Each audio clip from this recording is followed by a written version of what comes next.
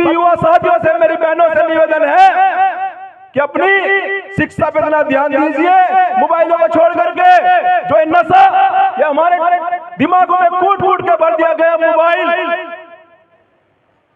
हमें लालच क्या दे करके कि ऑनलाइन पढ़ाई हो रही है। अब ऑनलाइन पढ़ाई तो खत्म होगी, हमारी बहनें जो अपना काम काज करती थी वो रीलें बना रही है पूरे दिन।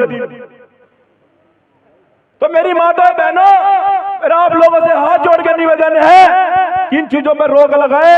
और जो ये हमारे संत महात्मा बैठे हैं दिन रात आपको समझाने का काम कर रहे हैं, इनका एक ही लक्ष्य है, मेरा बहुजन समाज राजा बन जाए।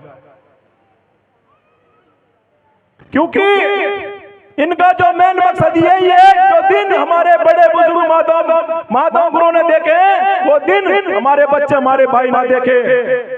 आप लोगों ने देखा होगा जब सतगुरु रविदास जी लड़ाई लड़ रहे थे तो हमारे लोगों के पीछे झाड़ू गले में हांडू थी, उन्होंने छुआछूत की लड़ाई लड़ी। सतगुरु सोमनदास महाराज जी ने लड़ाई लड़ी आगे हमारे इस कारवां को बढ़ाने के लिए। हमारे संत महात्मा भी दिन रात लगे हुए हैं।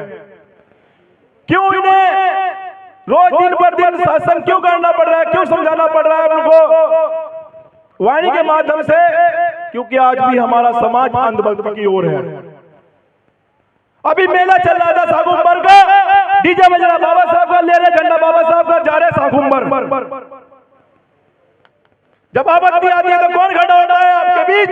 भीम आर्मी के लोग। जब मुकदमे होते हैं तो भीम आर्मी के लोग। मेरे बहुजन समाज के लोगों, आप ऐसी जगह जाते क्यों हो? जब आपका मान सम्मान स्वाभिमान में कमी आए तो ज्यादा ना समय लेते हुए, क्योंकि अभी बहुत महात्मा गण है, मैं चंद ही शब्दों में अपनी बात को विराम दूंगा कि वक्त बहुत कम है, पूरा जोर लगा दो। कि वक्त बहुत कम है, पूरा जोर लगा दो। कुछ को हम जगाए, कुछ को आप जगा दो, और लिखे है बाबा साहब का संविधान घर घर पहुंचा दो। आप जब लोग एक महीने का फोन में रिचार्ज करते हो, उल्टा सीधा खाते पीते हो, तो अपने घर में एक संविधान की बुक भी जरूर रखिए, उसे पढ़िए। क्या हमारे अधिकार रहे हैं? हमें खाली स्कूल ले जाना और स्कूल से घर आना नहीं है, हमें पढ़ना भी होगा। संत महापुरुषों के बारे में पढ़ना होगा। क्या हमारी लड़ाई हमारे संत महापुरुषों ने लड़ी है? खाली हमारे संत महापुरुषों ने ये लड़ाई नहीं लड़ी कि जाओ सत्संग में जाओ मेलों में जाओ, ये लड़ाई नहीं लड़ी, उनके अधिकारों की लड़ाई भी लड़ी है। क्योंकि बाबा साहब ने संविधान में यह भी लिखा था, हर गांव में पंचायती स्तर पे पुस्तकालय भी होना चाहिए, जिसे कहते हैं लाइब्रेरी। और मैं दावे के साथ कहता हूं किसी गांव में नहीं होगी वो लाइब्रेरी। है किसी गांव में? अभी हमने 3 साल प्रधान देवला के अंदर लड़ करके सरकारी ग्राम पंचायत के स्तर से एक लाइब्रेरी खुलवाना काम किया है, लड़ करके, जिसके लेकर के हम हाई कोर्ट तक के गए।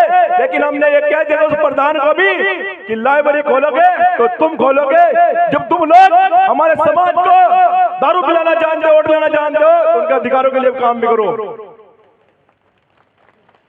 तो आप लोगों को अपने अधिकारों के लिए पढ़ना होगा, और जब पढ़ोगे तो तभी लड़ोगे, बिना पढ़ो लड़ नहीं सकते आप लोग।